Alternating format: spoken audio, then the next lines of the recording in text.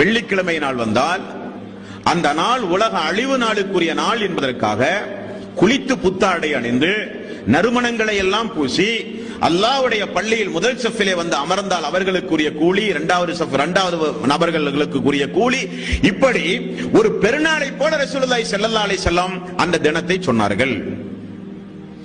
அந்த தினம் நீங்கள் நோன்பு வைக்காதீர்கள் என்று சொன்னார்கள். அந்த நாளில் இபாதத்து அதிகம் அல்லாஹ்விடத்தில் ஏற்றுக்கொள்ளப்படக்கூடிய நாள். அந்த நாளில் ஒரு நேரம் உண்டு. அந்த நேரத்தில் ஒரு அடியான் பிரார்த்தனை செய்யும் பொழுது அல்லாஹ் தஆலா உடனே ஏற்று அவர்களுக்கு பதில் சொல்கிறான் என்றும் ரசூலுல்லாஹி ஸல்லல்லாஹு அலைஹி வஸல்லம் அவர்கள் கூறினார்கள். அப்படிப்பட்ட சிறப்புக்குரிய ஜுமாவுடைய நாளில் நம்மில் எத்தனை பேர்கள் அந்த ஜுமாவுடைய தொழுகையை தொழுகிறோம்?